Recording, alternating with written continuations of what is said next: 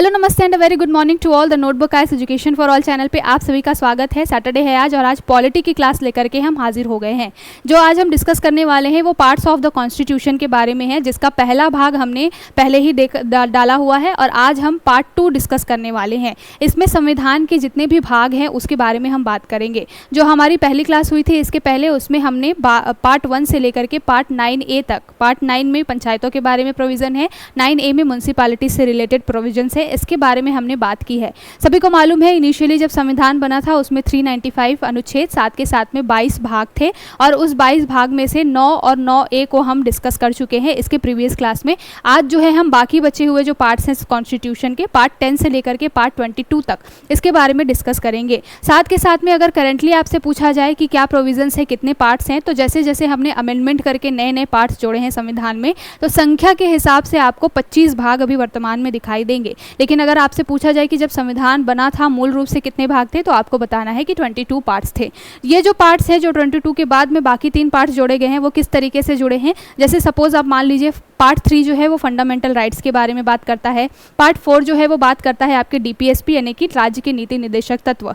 वहाँ पर हमने क्या किया है, कॉन्स्टिट्यूशनल अमेंडमेंट किया और उसके बाद में सवर्ण सिंह की समिति की अनुशंसा के बाद में हमने क्या किया, संविधान में भाग 4A जोड़ा यानी कि पार्ट 4A जोड़ा। पार्ट 4A में क्या है, जो डायरेक्टिव एक तरीके से जो फंडामेंटल ड्यूटीज़ हैं उसके बारे में हम बात करते हैं। जैसे कि पार्ट 4 में आपका डायरेक्टिव प्रिंसिपल है और पार्ट 4A के अंदर में क्या है, आपके मूल कर्तव्य हैं। तो इसी तरीके से नए नए प्रोविजंस जोड़ करके, जैसे भाग 9 में पंचायतों के बारे में मेंशन किया गया है और भाग 9A में क्या है, वहाँ पर नगर पालिकाओं के बारे में कुछ प्रोविजंस हैं। तो इस तरीके से जैसे जैसे अमेंडमेंट करके नए नए पार्ट्स जोड़े गए हैं तो वहाँ पर आपको संख्या के हिसाब से 3 और पार्ट्स दिखाई देंगे। ठीक है, वो 3 और पार्ट्स कौन कौन से हैं इसके बारे में पहले देख लेते हैं। जैसे अगर हमने बताया कि ओरिजिनली जब संविधान की मेकिंग हुई थी, कॉन्स्टिट्यूशन बना था, तब 22 भाग थे। ठीक है, तो भाग जो थे ओरिजिनली 22 थे, लेकिन अब अगर पूछा जाए आपसे कि एट प्रेजेंट कितने हैं, तो भाग कितने हो गए हैं, 25 हो गए हैं। ठीक है, लेकिन ये 25 में कौन से नए 3 जो भाग है वो जुड़े हैं, तो इनको अमेंडमेंट के थ्रू जोड़ा गया है।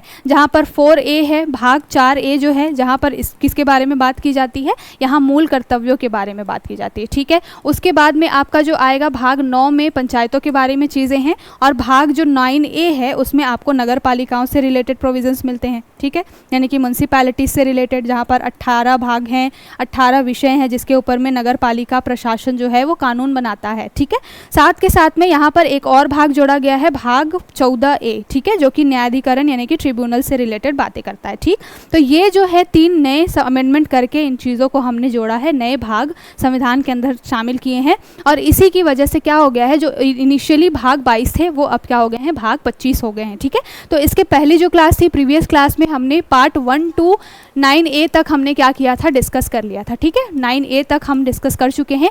आज जो क्लास लेने वाले हैं हम वो कहाँ से लेने वाले हैं, जो बाकी बचे हुए भाग हैं उसके बारे में हम बात करेंगे। तो भाग 10 से लेकर के भाग 22 तक के बारे में बात करेंगे। साथ के साथ में बीच बीच में ये जो अमेंडमेंट के थ्रू चीज़ें जोड़ी गई हैं इनके बारे में भी हम बात करेंगे। तो यहाँ पर 4A के बारे में हम डिस्कस कर चुके हैं, 9A के बारे में नगर पालिकाओं से रिलेटेड ये भी डिस्कस कर चुके हैं।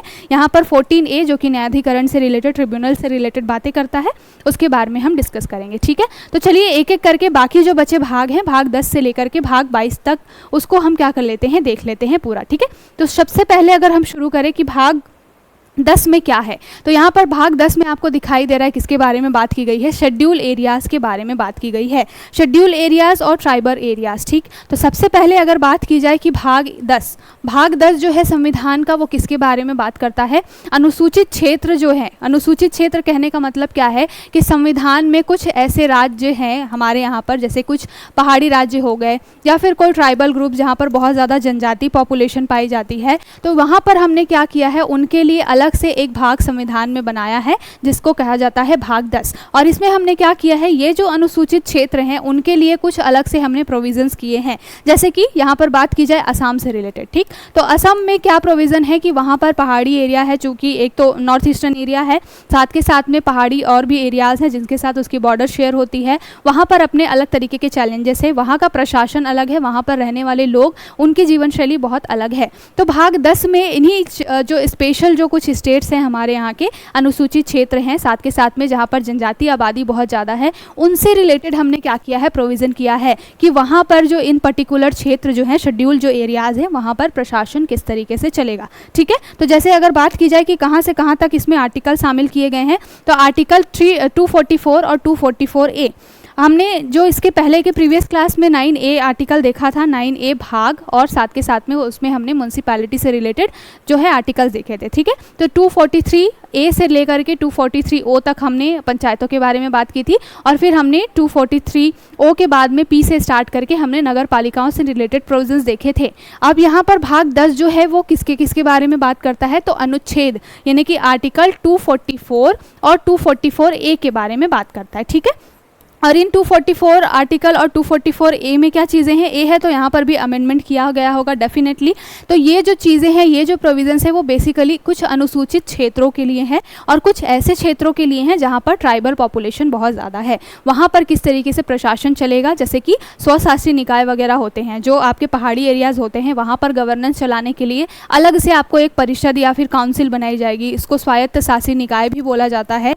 तो यहाँ पर जो काउंसिल होती है वो वहाँ की जो जनता होती है, ट्राइबल पॉपुलेशन बहुत ज़्यादा है, तो वहाँ पर उनको रिसोर्सेज को कैसे हैंडल करना है, एक दूसरे के बीच में हार्मोनी कैसे क्रिएट करके रखनी है, उसके लिए एक अलग से निकाय होता है, एक अलग से स्वायत्तशासी परिषद होता है। तो ये सारे प्रोविजंस जो है वो भाग 10 में मेंशन है कि कुछ अनुसूचित क्षेत्र होंगे, कुछ ट्राइबल ग्रुप होंगे, उनके लिए अलग से उनका प्रशासन चलाने के लिए प्रोविजंस किए जा सकते हैं। ठीक है, तो यहाँ पर बात की हमने पार्ट 10 के बारे में। अब अगर हम बात कर ले किसके बारे में, पार्ट 10 के बारे में जैसे हमने बात की, अब उसके बाद क्या आएगा, पार्ट 11। तो पार्ट 11 में आपको दिखाई दे रहा होगा, यहाँ पर पार्ट 11 में क्या चीज़ें हैं, यहाँ पर relation between the union and the state, यहाँ पर जो राज्य और केंद्र के बीच में संबंध किस तरीके से होंगे, इसके बारे में भाग 11 जो है बात करता है।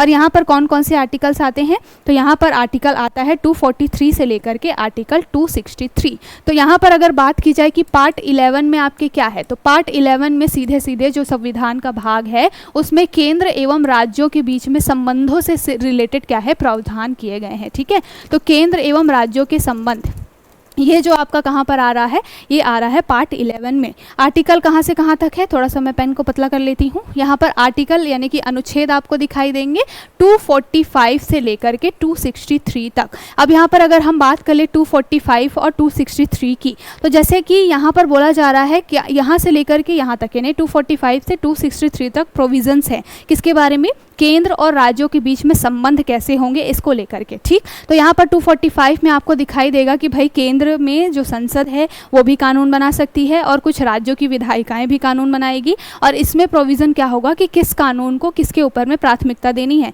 मतलब कि अगर केंद्र ने कोई कानून बना दिया सेम मुद्दे के ऊपर, जैसे कॉन्करेंट लिस्ट होता है, ठीक है ना, समवर्ती सूची में ऐसे विषय होते हैं जिसके ऊपर में सेंट्रल भी कानून बना सकती है और स्टेट भी कानून बना सकती है। तो वहाँ पर जब एक ही टॉपिक के ऊपर में अलग अलग स्टेट और सेंटर में कानून बन रहा है, तो किसके कानून के ऊपर किसको मान्यता दी जाएगी, इससे रिलेटेड आपको कुछ प्रोविजंस दिखाई देंगे।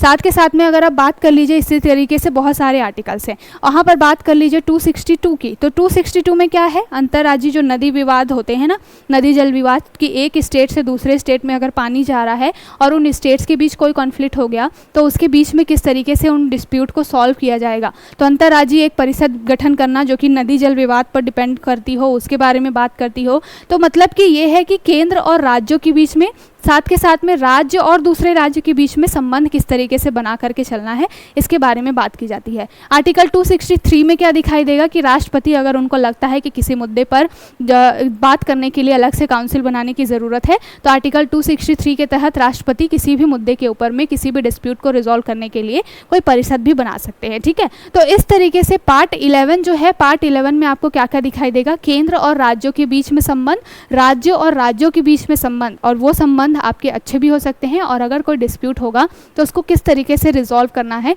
इसको लेकर के ये पूरा आर्टिकल है। ठीक है, आर्टिकल 245 से लेकर के 263, भाग कौन सा, 11। ये जो टॉपिक है ना, हम उसको भी सिर्फ ओवरव्यू ले रहे हैं। अगर हम पूरे 22 भाग को बहुत डिटेल में पढ़ने जाएंगे तो ये क्लास तो न जाने कितने घंटों की हो जाएगी। तो यहाँ पर हम सिर्फ और सिर्फ पार्ट्स देख रहे हैं जहाँ से आपके लिए वनडे एग्जाम्स में क्वेश्चन आते हैं। हम एक एक टॉपिक को बहुत डिटेल में भी देखेंगे। ठीक है, जहाँ पर हम बात करेंगे, जब हम फंडामेंटल राइट्स पढ़ेंगे वहाँ पर हम फंडामेंटल राइट्स के बारे में बात करेंगे। जैसे कि आपका पार्ट 18 है जहाँ पर आपको प्रोविजंस मिलेंगे बहुत सारे, और राष्ट्रपति से रिलेटेड रिलेटेड भी कई सारे प्रोविज़न है, राष्ट्रपति शासन कैसे लगता है, राष्ट्रीय आपात कैसे लगता है। तो हम यहाँ पर पार्ट्स पढ़ रहे हैं, इसलिए हम ओवरव्यू ले रहे हैं। जब इन पूरे टॉपिक्स को इन डिटेल पढ़ेंगे जहाँ से आपके लिए क्वेश्चन बनता है तो उसको बहुत अच्छे से देखेंगे। अभी सिर्फ हम पार्ट्स, उसके अंदर क्या चीज़ें हैं, ओवरव्यू, क्योंकि यहाँ से क्वेश्चन आपके मैच द फॉलोइंग में आते हैं कि पार्ट 11 में क्या चीज़ें मेंशन की गई है, पार्ट 12 में क्या है, पार्ट 10 में क्या है, 9 में क्या है, इस तरीके से मैच करने के लिए क्वेश्चन आता है। ठीक है, तो जितना ज़रूरी है किसी टॉपिक को जहाँ से क्वेश्चन बन सकते हैं उतना हम इसको डिस्कस कर रहे हैं। अब चले अगर पार्ट 12 की बात करें, ठीक है, तो पार्ट 12 में आपको वित्त से संबंधित सारे कानून दिखाई देंगे। ठीक है, यहाँ पर अगर हम बात कर ले कि पार्ट 12 में क्या है,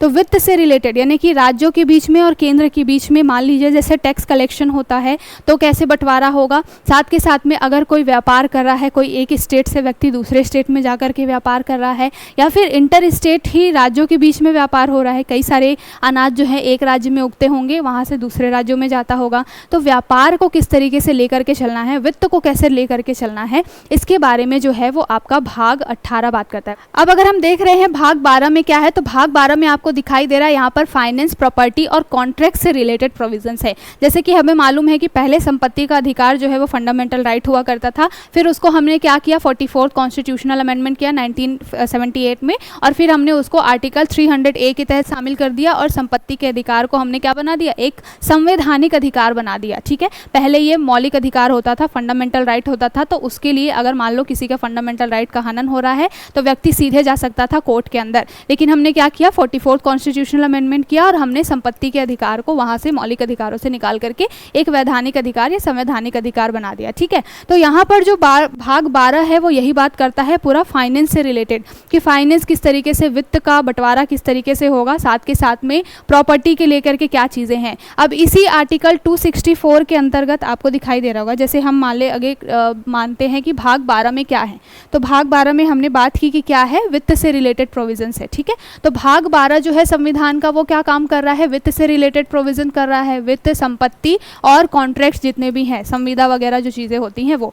यहाँ पर आपको आर्टिकल कितने कहाँ से दिखाई दे रहा है, तो यहाँ पर आपको आर्टिकल दिखाई दे रहा है 264 से लेकर के 300A तक। ठीक है, 300A अभी हमने बात की, पहले जो मौलिक अधिकार होता था संपत्ति का अधिकार, उसको हमने 44th कॉन्स्टिट्यूशनल अमेंडमेंट किया और एक वैधानिक या संवैधानिक अधिकार बना दिया संपत्ति के अधिकार को। वैसे ही आप देख रहे होंगे कि आर्टिकल 264 से लेकर के 300A तक है। अब यहाँ पर आप जब आगे बढ़ेंगे तो यहीं पर आपको आर्टिकल 280 भी मिलेगा। आर्टिकल 280 किसके बारे में बात करता है, ये बात करता है वित्त आयोग के बारे में। तो ये जो बेसिकली पार्ट 12 है वो किसके बारे में बात कर रहा है, वित्त का बंटवारा किस तरीके से होगा केंद्र और राज्यों के बीच में, और इसी के अंतर्गत आपको आर्टिकल 280 भी दिखेगा और भी बहुत सारे अलग अलग प्रोविजंस दिखाई देंगे 264 से लेकर के 300A तक, जिसमें वित्त का बंटवारा राज्य और केंद्र के बीच कैसे हो इसके बारे में बात होगी, संपत्ति का अधिकार किस तरीके से होगा, कौन सा अधिकार होगा, इसके बारे में बात होगी। तो भाग 12 बेसिकली वित्त से रिलेटेड है, संपत्ति से रिलेटेड है और संविदा कॉन्ट्रैक्ट के ऊपर में बातें करता है। ठीक, अब इसी के अंदर जो आर्टिकल 280 है थोड़ा सा ओवरव्यू ले लेते हैं। इसके तहत क्या किया जाता है, वित्त आयोग का गठन किया जाता है। वित्त आयोग का काम क्या होता है, राज्यों के बीच में जो टैक्स कलेक्शन होता है उसका बंटवारा करना। अभी जो हमारे पास में 15th फाइनेंस कमीशन थी जिनके अध्यक्ष कौन थे, एन के सिंह जी ने क्या बोला था कि राज्यों के बीच में जो गवर्नमेंट, जो सेंट्रल गवर्नमेंट टैक्स कलेक्शन करती है उसमें से 42% क्या है बांट देना चाहिए राज्यों के अंदर में, और इस 42% में जैसे कि 1% जो है वो किसके लिए होना चाहिए, जो यूटी है हमारी जम्मू एंड कश्मीर, उसके डेवलपमेंट के लिए, बाकी 41% में बाकी सारे राज्यों को डिस्ट्रीब्यूशन होना चाहिए। अभी हमने क्या किया है, 16th फाइनेंस कमीशन का भी फॉर्मेशन कर लिया है जिसमें पनगड़िया जी जो हैं वो अध्यक्ष बनाए गए हैं। लेकिन ये जो 16th फाइनेंस कमीशन है वो अभी काम स्टार्ट नहीं करेगा, वो 2026 से अपना काम स्टार्ट करेगा। अभी जो है 15th फाइनेंस कमीशन ही क्या करने वाली है, अपनी पूरी रिपोर्ट फाइनल सबमिट करेगी। तो ये जो है वित्त आयोग का गठन राष्ट्रपति के द्वारा किया जाता है और ये भी भाग 12 के तहत ही किया जाता है, क्योंकि भाग 12 में जो आर्टिकल 280 है वो वित्त से संबंधित चीज़ों के बारे में प्रावधान करता है। ठीक है, तो यहाँ से भी आपके लिए क्वेश्चन बनता है। जब ये टॉपिक हम और अच्छे से डिस्कस करेंगे बहुत डिटेल में, अलग अलग टॉपिक को जब हम देखेंगे वहाँ पर हम इसको और डिटेल में देखेंगे। अभी केवल पार्ट्स और उनमें क्या चीज़ें मेंशन है इसके बारे में हम बात कर रहे हैं। ठीक है, तो ये हुआ पार्ट 12, वहाँ पर वित्त से संबंधी से रिलेटेड चीज़ें हैं। अब हम चले अगर पार्ट 13 के अंदर, तो पार्ट 13 बात करता है किसके बारे में, यहाँ पर बात होती है बेसिकली आपके ट्रेड से रिलेटेड प्रोविजंस होते हैं। ठीक है, कि एक स्टेट से दूसरे स्टेट में अगर कोई व्यक्ति व्यापार करने जा रहा है तो वहाँ पर क्या संबंध होंगे, साथ के साथ में कॉमर्स से रिलेटेड और बहुत सारे तरीके के जितने भी व्यापार हो सकते हैं, चाहे वो व्यक्ति के स्तर पे हो चाहे वो राज्यों के स्तर पे हो, उसको कैसे सॉल्व करना है। अगर मान लीजिए कि कोई डिस्प्यूट आता है या फिर राज्यों के अंदर ही ट्रेड को कैसे लेकर के चलना है, तो बेसिकली व्यापार से संबंधित जितना भी प्रोविज़न है वो आपको कहाँ पर मिलेगा, वो मिलेगा आपको पार्ट 13 के अंदर। और पार्ट 13 के अंदर आर्टिकल कहाँ से कहाँ तक, तो पार्ट 13 में आपको आर्टिकल मिलने वाला है आर्टिकल 301 से लेकर के 307। तो आर्टिकल 301 से लेकर के 307 ये भाग 13 के अंदर है और ये किससे संबंधित बात करता है, ट्रेड से रिलेटेड, व्यापार से संबंधित, ठीक है ना। तो इसको भी ध्यान में रखिएगा कि किस तरीके से इंटर स्टेट अगर व्यापार हो रहा है, एक स्टेट से दूसरे स्टेट में सामान जा रहा है, जैसे कि होता है कि एक राज्य जो है वो गेहूं का बहुत ज़्यादा उत्पादन कर रहा है पर दूसरे राज्य जो है वो किसी और चीज़ का, गन्ने का उत्पादन ज़्यादा कर रहे हैं। तो ज़रूरत तो हर किसी को है, एक राज्य को ऐसा तो नहीं कि केवल अनाज गेहूँ उगा करके ही वो काम चला लेगा, ये एक राज्य ऐसा नहीं कि केवल गन्ना उगा कर ही काम चला लेगा। दोनों ही राज्यों को एक दूसरे की ज़रूरत पड़ेगी और इंटर स्टेट व्यापार वगैरह होता ही रहेगा। तो यहाँ पर व्यापार को किस तरीके से ले करके चलना है, इसके लिए ही भाग जो 13 है उसको जोड़ा गया है संविधान में। और आर्टिकल 301 से लेकर के 307 तक कुछ प्रोविजंस किए गए हैं कि किस तरीके से व्यापार से संबंधित चीज़ों को या फिर डिस्प्यूट को सॉल्व किया जाएगा, ठीक है। तो ये है भाग 13 जहाँ पर व्यापार वाणिज्य की बात हो रही है। अब अगर हम चलें किसके बारे में बात करें, भाग 14 के बारे में, तो भाग 14 जो है वो संविधान का किसके बारे में बात करता है, ये बात करता है आपके संघ और राज्यों के अधीन जो सेवाएं हैं उसके बारे में। जैसा कि हमें मालूम है कि आर्टिकल 312 जो है वो बात करता है कि राज्यसभाएं जो हैं वो क्या कर सकती हैं, जो सिविल सर्विसेज के एग्जामिनेशन होते हैं, तो सिविल सेवा के जो पद होते हैं, सर्विसेज होती हैं, उसके ऊपर में कानून बना सकते हैं, नए पद बना सकते हैं, ठीक है। तो इसी तरीके से केंद्र और राज्य के बीच में किस तरीके से सेवाएं होंगी इसके बारे में बात की जाती है भाग 14 के अंदर। यहाँ पर आर्टिकल आपको 308 से लेकर के 323 तक चीज़ें दिखाई देंगी, ठीक है। तो यहाँ पर आपको पता होना चाहिए कि 323 के अंदर ही आपको बहुत सारे, जो 308 से लेकर के 323 तक ही आपको क्या क्या चीज़ें मिलेंगी, आपको संघ लोक सेवा आयोग का फॉर्मेशन मिलेगा। आपको यहाँ पर क्या चीज़ें मिलेंगी कि किस तरीके से आर्टिकल 312 के तहत जो राज्यसभाएँ हैं वो सिविल सेवा एग्ज़ाम, अखिल भारतीय सिविल सेवाओं की क्या कर सकती हैं, स्थापना कर सकती हैं, पदों के बारे में। तो बेसिकली भाग 14 में क्या चीज़ें मेंशन की गई हैं, भाग 14 में चीज़ें मेंशन की गई हैं कि किस तरीके से राज्यों के बीच में और केंद्र के बीच में सेवाओं का क्या होगा, बंटवारा होगा, ठीक है। तो भाग 14 याद रखिएगा, भाग 14 में क्या है, केंद्र और राज्यों के अधीन जो सेवाएं आती हैं उसके बारे में बात की गई है, ठीक है। तो केंद्र और राज्यों के अधीन जो सेवाएं हैं, यानी कि जो सिविल सर्विसेज हो गई, स्टेट सर्विस कमीशन किस तरीके से बनेगा, इन सब के बारे में प्रोविजंस किए गए हैं, ठीक है। और आर्टिकल कहाँ से कहाँ तक अगर पूछा जाए कि कौन से अनुच्छेद जो है वो भाग 14 के अंतर्गत आते हैं, तो यहाँ पर आर्टिकल 308 से लेकर के 323 तक आपको ये सारे प्रोविजंस दिखाई देंगे। जहाँ पर आपको पता है 312 राज्यसभा जो है वो अखिल भारतीय लेवल पे अखिल भारतीय सेवाएं जैसे कि IAS वगैरह हो गए उनके बारे में जो है प्रोविजंस करती हैं, उनके पदों के बारे में बात करती है। तो इस तरीके से IAS IFS ये जो हो गए वो राज्यसभाओं के अंदर क्या होती है, उनको अथॉरिटी होती है, उनके पास में राइट्स होते हैं कि वो अखिल भारतीय लेवल पे सेवाएं वगैरह बना सकते हैं, पद सृजन कर सकते हैं, ठीक है।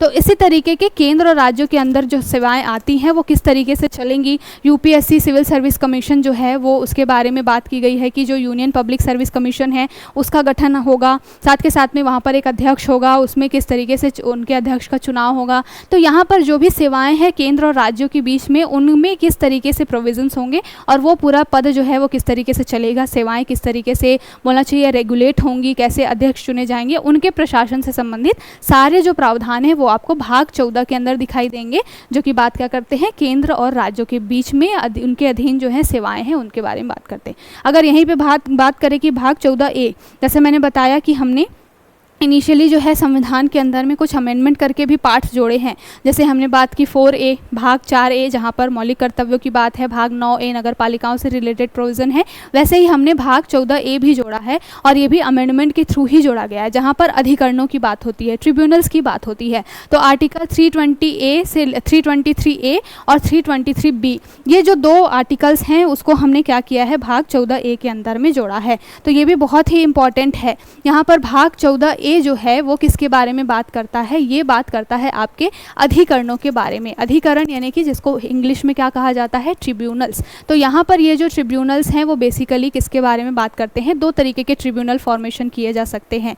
एक है 323A के तहत और एक है 323B के तहत। यहाँ पर जो 323 से ए से रिलेटेड चीज़ें होती हैं वो प्रशासनिक मामलों में प्रशासनिक अधिकरणों के लिए बनाई जाती हैं। ठीक है, तो यहाँ पर जो प्रोविजंस आपको दिखाई देंगे वो प्रशासनिक अधिकरण होंगे। प्रशासन से संबंधित जितने भी मामले होंगे उनको रिजॉल्व करने के लिए यहाँ पर जो है 320A के तहत में आपको क्या 323A के तहत में प्रोविजंस देखने को मिलेंगे। वहीं पर इससे रिलेटेड इसके बाद प्रशासनिक मामलों के बाद में जितने भी मामले बच जाते हैं वो 323A के तहत में बी के तहत में इसको क्या किया जाता है, टैकल किया जाता है। ठीक है, और यहाँ पर बेसिकली क्या होता है, ट्रिब्यूनल्स क्या होते हैं, ट्रिब्यूनल्स बेसिकली होते हैं अधिकरण जो कोर्ट का बर्डन कम करने का काम करते हैं। ठीक है, कोर्ट के ऊपर में बहुत ज़्यादा बर्डन है तो ट्रिब्यूनल्स का मेकिंग किया जाता है सो दैट किसी भी मामले को जो कि बहुत इंपॉर्टेंट मुद्दा है उसको वो सुनते हैं। वहाँ पर भी आपको जज जो है वही मिलेंगे, सेवानिवृत्त जज भी होते हैं कई बारी, और वो जो अध्यक्ष होते हैं जो उनकी अध्यक्षता करते हैं उनको भी अपने फील्ड में अच्छी खासी नॉलेज होती है।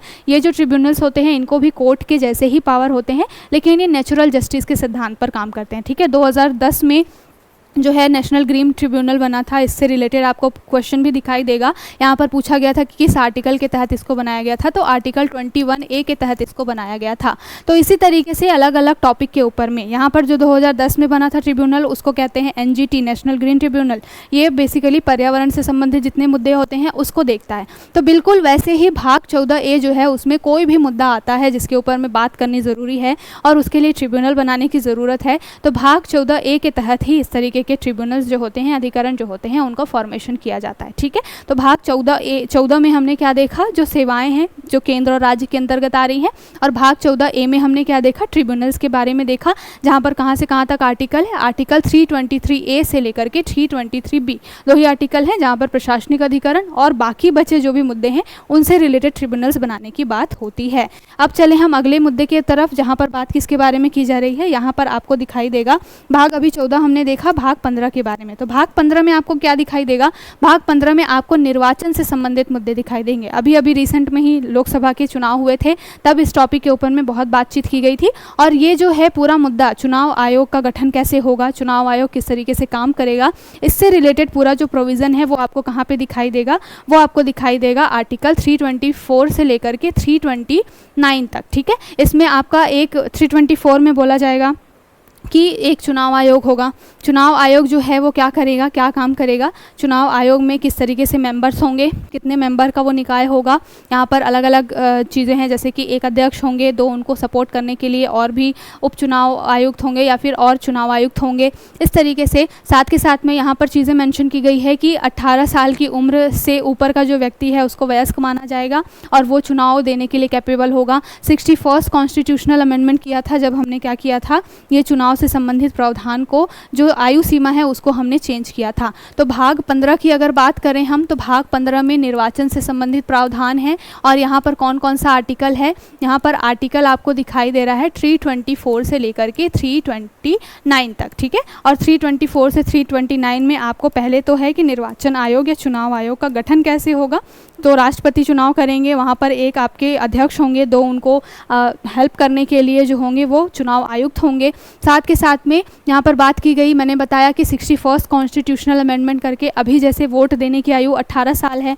पहले ये 21 ईयर हुआ करती थी, लेकिन 61 कॉन्स्टिट्यूशनल अमेंडमेंट किया हमने और इस आयु को हमने क्या कर दिया, घटा करके 21 वर्ष से घटा करके 18 वर्ष कर दिया। इसी तरीके से यहाँ पर और भी चीज़ें मेंशन की गई है, आर्टिकल 320 बोलना चाहिए 4 से लेकर के 329 तक जो है अलग अलग प्रोविजंस है चुनाव से रिलेटेड कि कॉन्स्टिट्यूशन कैसे बनेगी। ठीक है, साथ के साथ में जो राज्य के लेवल पे किस तरीके से होगा, कौन कौन से चुनाव है जो कि सेंट्रल लेवल पे चुनाव आयोग है वो कंडक्ट कराएगी।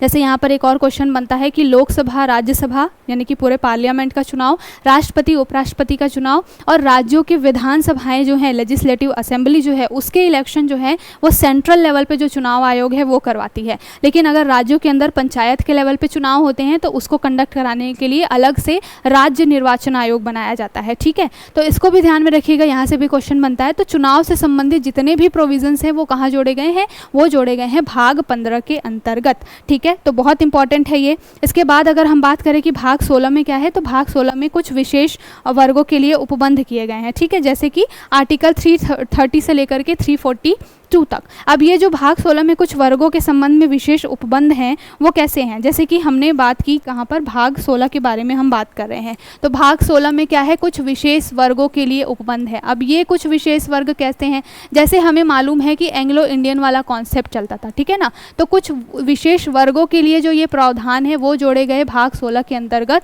और जैसे हमें मालूम है कि अभी तक क्या होता था, कुछ एंग्लो इंडियन समुदाय हैं, एंग्लो इंडियन समुदाय ऐसे हैं जो कि ब्रिटिशर्स से उनका मूल ओरिजिन है, लेकिन वो इंडिया में रहे, यहीं पर पले बढ़े, तो एंग्लो इंडियन प्रभाव उनके अंदर है। कुछ जिन उनके मतलब ऐसा हो सकता है कि माता पिता में से कोई एक जो है वो ब्रिटिशर्स रहा हो और फिर एक इंडियन रहा हो, इस तरीके से। तो वो जो है बहुत कम है कम्युनिटी में, उनको भी रिप्रेजेंट करने के लिए कोई ना कोई रोक होने चाहिए। इसको ध्यान में रखते हुए क्या किया गया, हमने आर्टिकल 330 के तहत में प्रावधान कर दिया कि अलग अलग जब चुनाव होंगे, चाहे वो लोकसभा के चुनाव हो चाहे वो राज्यसभा के चुनाव हो, तो कुछ एंग्लो इंडियंस के लिए भी क्या होंगे, सीटें जो है वो आरक्षित की जाएंगी। जैसे हमारे यहाँ पे ST SC के लिए चुनाव होते हैं जब, तो उनके लिए अलग से सीटें होती हैं, वैसे ही ये जो कुछ विशेष वर्ग हैं जैसे कि एंग्लो इंडियन वगैरह हो गए, उनके लिए भी हमने क्या किया, प्रोविज़न किया। तो आर्टिकल 330 से लेकर के आर्टिकल 343 तक हमने क्या किया, भाग 16 में कुछ विशेष जो वर्ग हैं हमारे, उनके लिए हमने अलग से प्रावधान किया। ठीक है, तो 330 हो गया, 332 हो गया, यानी कि राज्यों में लोकसभा के अंदर और राज्यसभा के अंदर में, साथ के साथ में जो स्टेट लेजिस्लेचर हैं वहाँ पर भी हमें कुछ ना कुछ रिप्रेजेंटेशन देना है। तो इस तरीके से कुछ विशेष वर्ग होंगे, जैसे ट्रिब्यूनल है, जैसे ट्राइबल ग्रुप्स हैं, तो उनके लिए कुछ विशेष प्रोविज़न बनाने हैं। तो कुछ ऐसे विशेष वर्ग हैं हमारे समाज में जिनके ऊपर में हमें काम करना है, या फिर जिनका रिप्रेजेंटेशन जो होना चाहिए, रिप्रेजेंटेशन वो होना चाहिए इलेक्शन के अंदर। तो उन सबको ध्यान में रखते हुए हमने क्या किया है, ये प्रोविज़न भाग 16 जो है वो जोड़ा है संविधान के अंदर। ठीक है, तो भाग 16 याद रखिएगा, कुछ विशेष वर्गों के लिए प्रावधान है जो आर्टिकल 330 से लेकर के 343 तक की बात करता है। ठीक, अब इसके बाद भाग 17 में क्या है, तो भाग 17 बहुत ही इजी एक तरीके से बोलना चाहिए, 342 तक है भाग 16 के अंदर। और भाग 17 में आपको दिखाई देगा राजभाषा से संबंधित नियम। राजभाषा हिंदी, ठीक है, याद रखिएगा, राजभाषा है ये, राष्ट्रीय भाषा नहीं, राजभाषा है ये, पहली बात तो। और यहाँ पर जो भाग 17 में आर्टिकल 343 से लेकर के 351 तक यहाँ पर प्रोविज़न किए गए हैं कुछ, जैसे कि 343 से लेकर के 351 तक क्या प्रोविज़न किए गए हैं, जैसे कि बोला गया है कि संघ की राजभाषा क्या होगी, वो हिंदी होगी।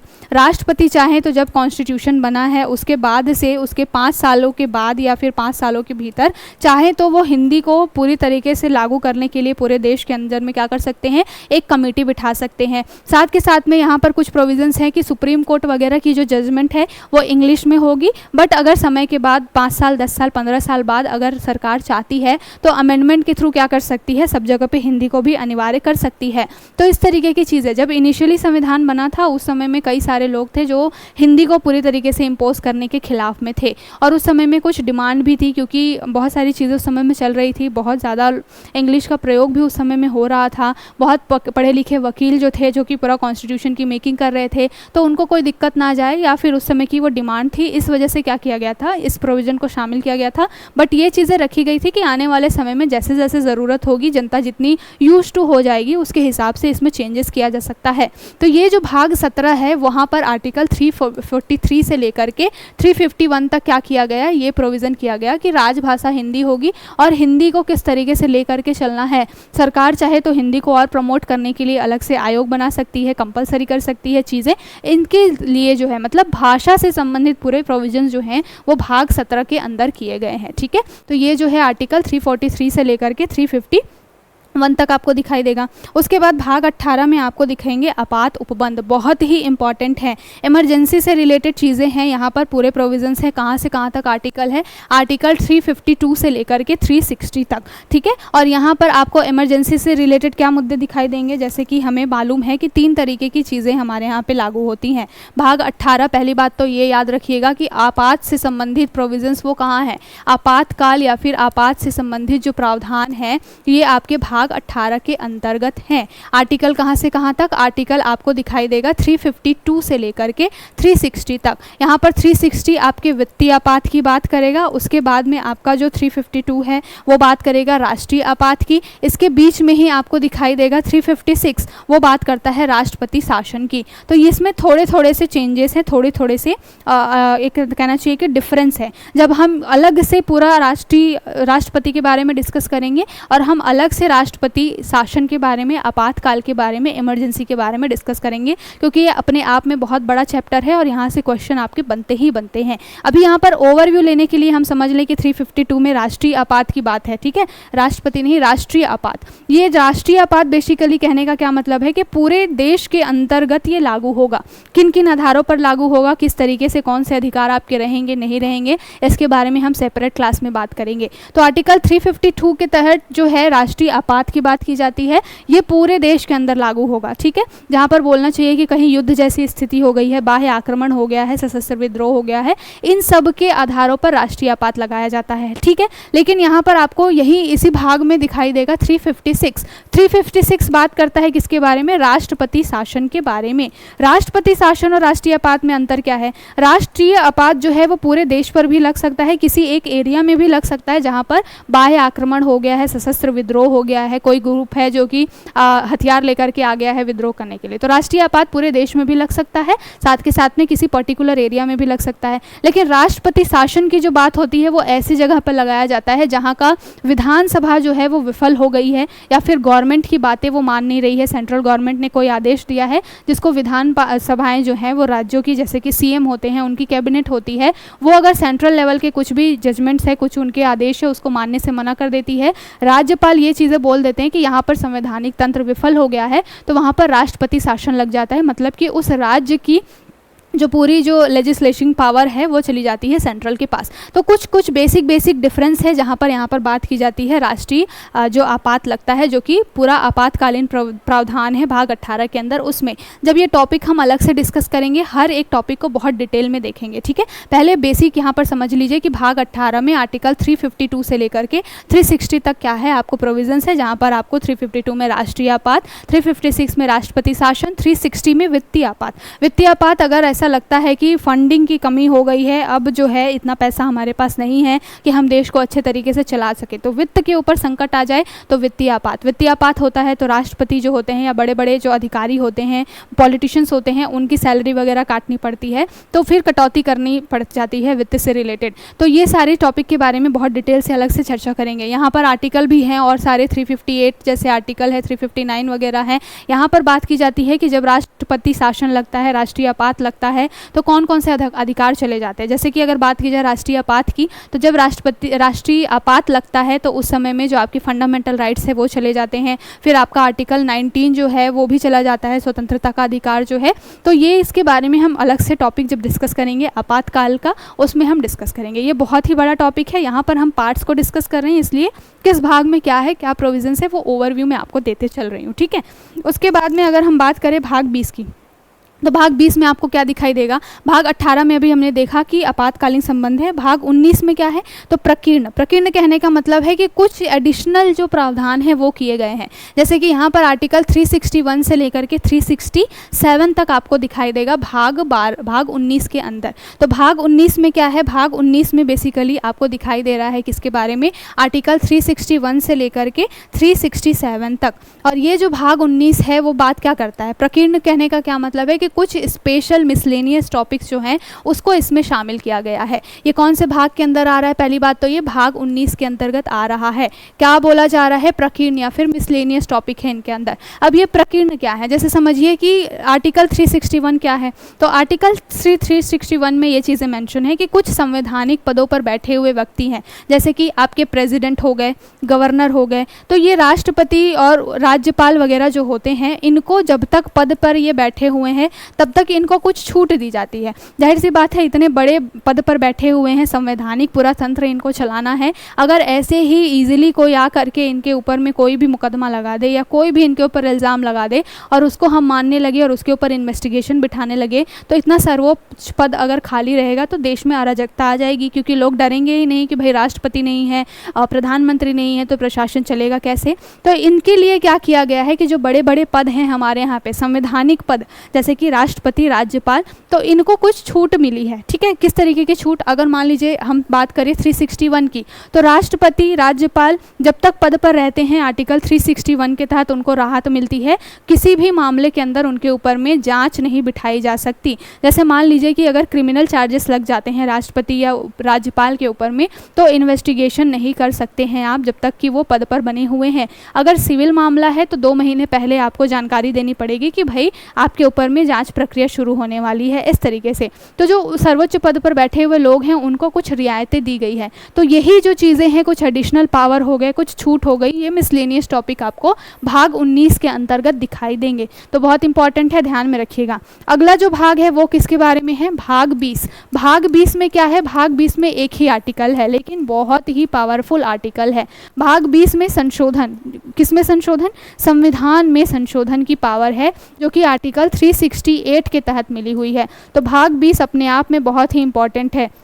अगर मान लीजिए कि पार्लियामेंट जो है वो कुछ कानून बनाती है और उसके ऊपर में मान लीजिए जनता नाखुश है, वो कोर्ट में जाती है, कोर्ट कुछ अपने आदेश देती है और कानून को क्या कर देती है, स्ट्रक डाउन कर देती है। लेकिन ये जो संशोधन का अधिकार है, इसके तहत सरकार के पास में, यानी कि पार्लियामेंट के पास में, विधायिका के पास में पावर है कि वो फिर से क्या कर दे, कानून को बना दे। तो अपने आप में 368 जो है वो बहुत ही इंपॉर्टेंट है। ठीक है, यहाँ पर 368 भाग 20 के तहत में जो आर्टिकल है, यहाँ पर संविधान संशोधन की बात की जाती है। कुछ ऐसे टॉपिक्स होते हैं जिनके ऊपर में जब भी मान लीजिए चेंज करने हैं, तो वहाँ पर क्या किया जाता है, संविधान संशोधन किया जाता है। जब भी संविधान के अंदर नए प्रावधान जोड़ने होते हैं तो वहाँ पर संविधान संशोधन किया जाता है। जैसे अभी रिसेंट में अगर हम मान लें, जैसे EWS के बारे में बात की गई, तो उसके लिए हमने क्या किया, संविधान में संशोधन किया। पहले आरक्षण जो है वो केवल और केवल महिलाओं के लिए था और शैक्षणिक आरक्षण था, सब महिलाओं के लिए था, बच्चों के लिए था, ST SC कम्युनिटी के लिए था। और आधार क्या होता था, शिक्षा में अगर बैकवर्डनेस है तो,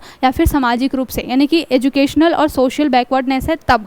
हमने क्या किया, 104th कॉन्स्टिट्यूशनल अमेंडमेंट किया, यानी कि संविधान संशोधन किया। EWS इकोनॉमिक वीकर सेक्शन है, उनको भी हमने 10% का रिजर्वेशन दे दिया। इसी तरीके से अभी रिसेंट में अगर मान लिया जाए 106 जो कॉन्स्टिट्यूशनल अमेंडमेंट यानी कि संविधान संशोधन है, जो कि आर्टिकल 368 का ही उपयोग करके किया गया है। इसमें हमने क्या किया है, नारी शक्ति वंदन किया है ना, नारी शक्ति वंदन प्रावधान किया। और इसके तहत हमने क्या किया कि जो हमारे यहाँ पे लोकसभा जो है, लोकसभा और स्टेट की जो विधानसभाएं हैं, उसमें जो है चुनाव कराने के लिए जब महिलाओं का जो चुनाव होगा उसमें महिलाओं को भी 33% रिजर्वेशन की बात की गई। तो याद में रखिएगा कि ये जो 33% रिजर्वेशन है वो लोकसभा के आम चुनाव, साथ के साथ में स्टेट में जो विधानसभा चुनाव होते हैं उनमें 33% रिजर्वेशन की महिलाओं के लिए बात की गई है। तो इस तरीके से 368 क्या करता है, आर्टिकल 368 जो कि भाग 20 के अंतर्गत आता है, संविधान में संशोधन करने की बहुत ही ये कहना चाहिए मजबूत शक्ति जो है वो आपको संसद को प्रदान करता है। तो भाग 20 अपने आप में बहुत इंपॉर्टेंट है और इसके तहत संविधान में संशोधन किया जा सकता है। बट इसमें भी मुद्दा है कि जो हमने केशवानंद भारती वाला मुद्दा देखा हुआ है, उसमें बोला गया है कि संविधान में आप संशोधन तो कर सकते हैं लेकिन जो बेसिक स्ट्रक्चर है, मूलभूत ढांचा जो है वो नहीं ख़त्म होना चाहिए। बेसिक स्ट्रक्चर बेसिकली प्रस्तावना में जो चीज़ें मेंशन की गई हैं कि देश को क्या क्या चीज़ें हमारे देश में हैं, कि सभी के लिए समानता का भाव होगा, हमें धार्मिक स्वतंत्रता मिलेगी, बंधुत्व की भावना होगी, मौलिक अधिकार लोगों को दिए जाएंगे। इस तरीके के जो बेसिक स्ट्रक्चर्स हैं, बेसिक प्रोविजंस हैं, उसको हनन नहीं होना चाहिए। ठीक है, तो बेसिकली संविधान संशोधन की जो शक्ति है वो भाग 20 के तहत आती है, ये हमें पता चला इसके माध्यम से। ठीक है, उसके बाद भाग 21 और भाग 22 में क्या चीज़ें मेंशन की गई है, तो यहाँ पर भाग 21 में आपको दिखाई देगा कि अस्थायी संक्रमणकालीन विशेष उपबंध है। ठीक है, संक्रमणकालीन विशेष उपबंध कहने का क्या मतलब है, उसी तरीके से जैसे हमने बात की भाग 20 की, अगर भाग 21 की बात करें, भाग 21 और 22 में क्या चीज़ें मेंशन है। तो भाग 21 में आपको दिखाई देगा जो अस्थायी जो संक्रमणकालीन प्रावधान है उसके बारे में। अस्थायी संक्रमणकालीन प्रावधान या फिर विशेष प्रावधान कहने का क्या मतलब है, जैसे कि कभी कभी होता है कि कुछ नए मुद्दे निकल करके आ जाते हैं, जैसे कि 370 आर्टिकल था। तो जम्मू कश्मीर का जब फॉर्मेशन हुआ था उस समय में उसके लिए अलग से विधानसभाएं थी। जब यहाँ पर आज़ाद हुआ था पूरा देश, जम्मू कश्मीर के लिए उस समय में मांग उठ रही थी कि अलग से वहाँ पर विधानसभा होनी चाहिए। तो उसके लिए हमने क्या किया था, आर्टिकल 370 में हमने क्या किए थे, कुछ प्रोविजंस जोड़ दिए थे। ठीक है, तो भाग 21 जो है उसमें बेसिकली आपके 369 से लेकर के 392 तक आर्टिकल्स है। और यहाँ पर अस्थायी संक्रमणकालीन प्रावधान कहने का क्या मतलब है कि जैसे जैसे ज़रूरत पड़ी है वैसे वैसे हमने कुछ नए नए जो चीज़ें हैं वो जोड़ी हैं। तो भाग 21 में आपके आर्टिकल 369 से लेकर के आपको मिलेंगे 393 तक। ठीक है, और यहाँ पर अस्थायी संक्रमणकालीन प्रावधान है, मतलब कि अस्थायी हैं, टेम्पररी हैं, हो सकता है कि भविष्य में उनको हटा दिया जाए, अभी बेसिक नीड है, ज़रूरत है, इसलिए उन चीज़ों को शामिल किया गया है। जैसे कि 369 में क्या चीज़ें मेंशन की गई है, 369 में जो समवर्ती सूची होती है या फिर जो समवर्ती सूची नहीं, 369 में चीज़ें होती हैं कि राज्य जो सूची है, स्टेट लिस्ट है, जिसके अंदर बहुत सारे विषय हैं, उसके ऊपर में कानून बनाने के लिए अधिकार जो है राज्यों को दिए गए हैं। बट यहाँ पर कुछ ऐसे प्रोविजंस हो जाएंगे जिनके ऊपर में कानून बनाने की शक्ति संसद को दे दी जाएगी। तो जैसे जैसे ज़रूरत पड़ती है अस्थायी रूप में कुछ ना कुछ कानून जो है बन जाते हैं और वहाँ पर कुछ चेंजमेंट होता है। इसी तरीके से बात की जाए 370 की, जिसको हटा दिया गया है, जो कि उस समय में ज़रूरत थी कश्मीर के लिए अलग से प्रावधान करने की, तो इसको शामिल किया गया था। बात की जाए अगर आर्टिकल 371 की, तो 371 और 371A से लेकर के आपको बहुत सारे दिखेंगे, 4-5 इसमें आर्टिकल आपको दिखेंगे, जो कि नागालैंड 371 जो है ए जो है वो नागालैंड से रिलेटेड स्पेशल प्रोविज़न करता है। तो इसी तरीके से अस्थायी हैं, जैसे जैसे ज़रूरत पड़ी है वैसे वैसे बनाए गए हैं और अमेंडमेंट करके बनाए गए हैं। भविष्य में अगर इनकी ज़रूरत नहीं पड़ेगी तो इनको हटा दिया जाएगा, जिस तरीके से 370 को भी हटा दिया गया है। तो भाग 21 के अंतर्गत जितने भी आपके अस्थायी प्रोविजंस हैं उसको शामिल किया गया है। ठीक है, और अंत में लास्ट में आपको क्या दिखाई देगा, भाग 22। तो भाग 22 जो है वो जो कि अंतिम है, अंतिम चीज़ें क्या होती हैं, अंतिम में जो चीज़ें बच जाती हैं ना, वहाँ पर संविधान में जो भी चीज़ें मेंशन की गई है वो बच जाती हैं,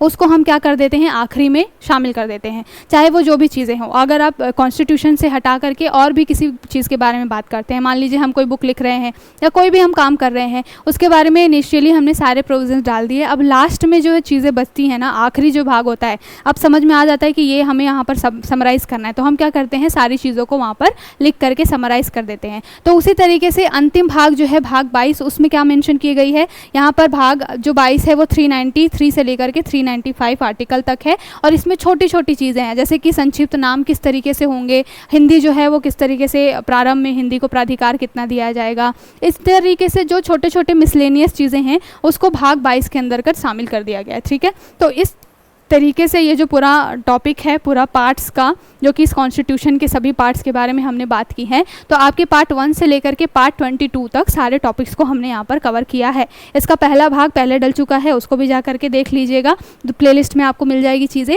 और यहाँ पर हमने भाग 10 से लेकर के भाग 22 तक पूरे प्रोविजंस के बारे में हमने चर्चा की है। अगर आप संख्या के हिसाब से देखेंगे तो टोटल 25 पार्ट्स आपको एट प्रेजेंट दिखाई देंगे। अमेंडमेंट करके 3 नए पार्ट्स हमने जोड़े हैं, जो कि पार्ट 4A है, 9A है और 14A है, जो कि ट्रिब्यूनल से रिलेटेड है।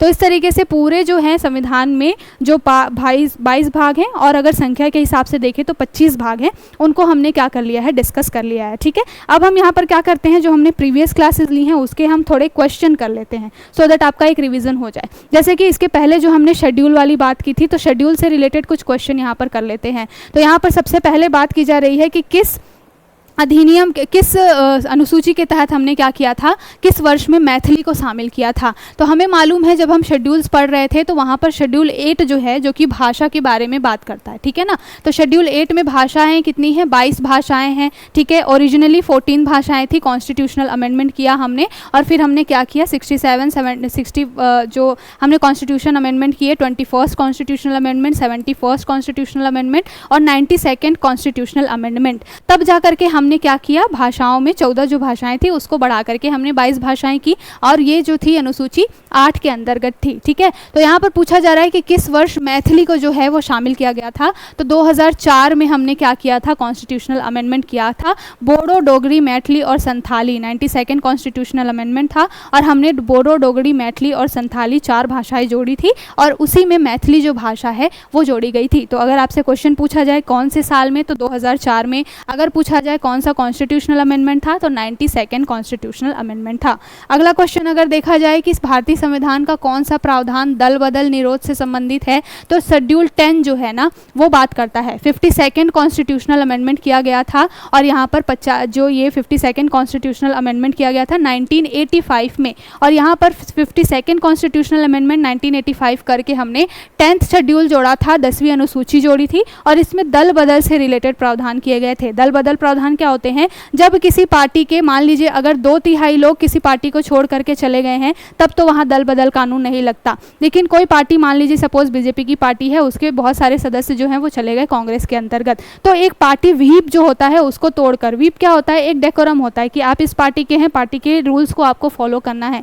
तो पार्टी व्हीप को तोड़ करके कोई व्यक्ति जो है वो दूसरी पार्टी में चला जाए वहाँ पर, तो बड़े नंबर पे, तो वहाँ पर क्या होता है, दल बदल कानून लगता है। ठीक है, अगर ये 2/3 संख्या चली जाती है किसी दूसरी पार्टी में तब ये नहीं लगता है, लेकिन अगर इससे कम जो है लोग चले जाते हैं तो वहाँ पर दल बदल कानून लगता है। तो इसको हमने 10वीं अनुसूची के तहत 52nd कॉन्स्टिट्यूशनल अमेंडमेंट 1985 करके संविधान में जोड़ा। ठीक है, अगला जो क्वेश्चन है, भारत के संविधान की किस अनुसूची में विभिन्न राज्यों में अनुसूचित क्षेत्रों के प्रशासन और नियंत्रण के लिए विशेष उपबंध किए गए हैं। तो हमने बात की थी जो 5वीं और 6वीं अनुसूची है, ठीक है ना, तो 5वीं और 6वीं अनुसूची में विशेष उपबंध किए गए हैं अनुसूचित राज्यों के लिए, जो कि पहाड़ी राज्य हैं आपके। लेकिन 6 जो शेड्यूल है ना, 6वीं अनुसूची है, उसमें हमने क्या किया हुआ है, केवल 4 राज्यों की बात की गई है। ठीक है, तो असम है, वहाँ पर मेघालय है, त्रिपुरा है और मिजोरम है। 6 शेड्यूल में केवल इन 4 स्टेट्स के बारे में बात की गई है, बट जो 5वीं अनुसूची है वहाँ पर आपको और भी जितने पहाड़ी एरियाज हैं उससे रिलेटेड वहाँ पर प्रशासन कैसे चलेगा, इसको लेकर के कुछ विशेष प्रावधान किए गए हैं।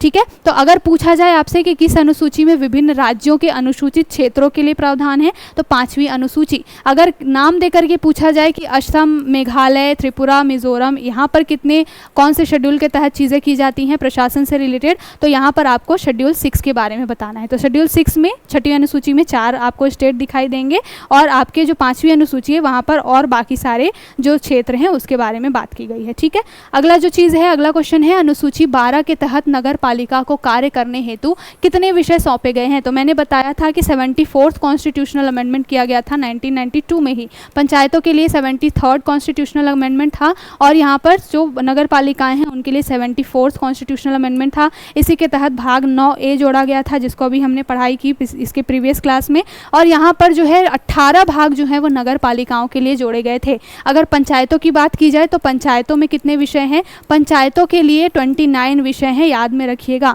29 सब्जेक्ट्स पंचायतों के लिए हैं, और 18 सब्जेक्ट्स जो हैं वो आपके म्युनिसिपैलिटीज़ के लिए हैं। ठीक है, अगला जो क्वेश्चन है, यदि भारत संघ को एक नए राज्य का सृजन करना हो तो संविधान की निम्नलिखित अनुसूचियों में से किस नए एक को अवश्य संशोधन किया जाना पड़ेगा। तो पहली अनुसूची, राज्यों से संबंधित, राज्य क्षेत्रों से संबंधित जितने प्रावधान हैं वो आपके पहली अनुसूची यानी कि शेड्यूल 1 में है, और इसमें संशोधन करना पड़ेगा। जो शेड्यूल 1 के अंतर्गत 4 आर्टिकल आते हैं, आर्टिकल 1 to आर्टिकल 4। अभी इसकी अगली जो क्लास होगी वो राज्यों के बारे में ही होगी, तो यहाँ पर बहुत अच्छे से डिस्कस करेंगे कि आर्टिकल 2 और 3 में प्रोविजंस है कि नए राज्यों का गठन कैसे होगा, और जो वर्तमान राज्य हैं उनकी सीमाओं में परिवर्तन करना है तो वो कैसे होगा। तो ये अलग से हमारा जो नेक्स्ट क्लास होगा वो राज्यों के ऊपर ही होगा, इसको बहुत अच्छे से वहाँ पर भी डिस्कस करेंगे। फिलहाल अगर यहाँ पर क्वेश्चन आपको बोला जाए कि राज्यों से रिलेटेड प्रोविजन है और उसमें संशोधन करना है, तो पहली अनुसूची के तहत आपको क्या है, संशोधन करना पड़ेगा, जहाँ पर आर्टिकल 1 to 4 की बात की जाती है। ठीक है, तो इस तरीके से अगला क्वेश्चन है, भारतीय संविधान की किस अनुसूची में संपत्ति अधिग्रहण,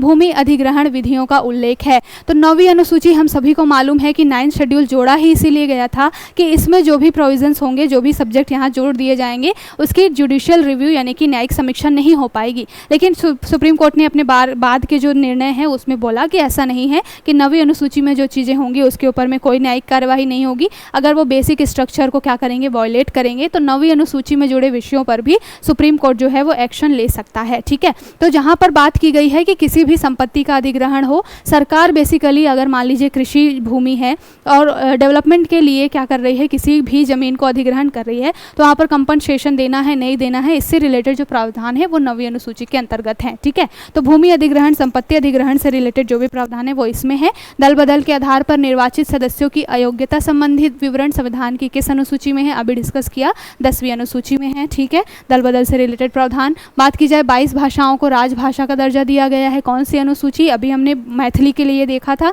8th शेड्यूल जो है उसमें भाषाओं से रिलेटेड प्रावधान है और वहाँ पर हमने 22 भाषाओं को जोड़ा है। संविधान की किस अनुसूची में प्रत्येक राज्य और राज्य क्षेत्रों के लिए राज्यसभा के स्थानों का आवंटन है, तो राज्यसभा में सीटों का जो आवंटन है वो 4th जो शेड्यूल है उसके तहत किया जाता है। ठीक है, तो इसको भी ध्यान रखिएगा कि राज्यसभा में कितनी सीटें होंगी, क्या होगा, इसके बारे में 4थी अनुसूची में मेंशन है। भारतीय संविधान की निम्न दी गई अनुसूचियों में से कौन सी सूची राज्यों के नाम की सूची तथा राज्य क्षेत्रों की सूची का ब्यौरा देती है, तो ये है पहली अनुसूची। पहली अनुसूची हमने बात की कि राज्यों से संबंधित जितने प्रावधान हैं वो आपको शेड्यूल 1 में दिखाई देंगे, तो राज्यों से रिलेटेड, उनके नाम से रिलेटेड, उनके क्षेत्र से रिलेटेड जो भी ब्यौरा है वो पहली अनुसूची में ही मिलेगा। ठीक है, तो ये थी आज की क्लासेस। आई होप आपको पूरी क्लास अच्छे से समझ में आएगी। जो भी टॉपिक्स थे बहुत अच्छे से हमने जितने भी भाग बचा हुआ था उसको डिस्कस किया है, फिर हमने क्वेश्चन भी किए हैं। इसके प्रीवियस जो भी हमने क्लास किया था शेड्यूल के ऊपर में, उससे रिलेटेड जितने क्वेश्चन आपके वनडे एग्जाम्स में बनते हैं उसको हमने डिस्कस किया है। आई होप आपको सेशन अच्छा लगा होगा। नोटबुक एस चैनल को ज़्यादा से ज़्यादा लाइक करिए, शेयर करिए, सब्सक्राइब करिए।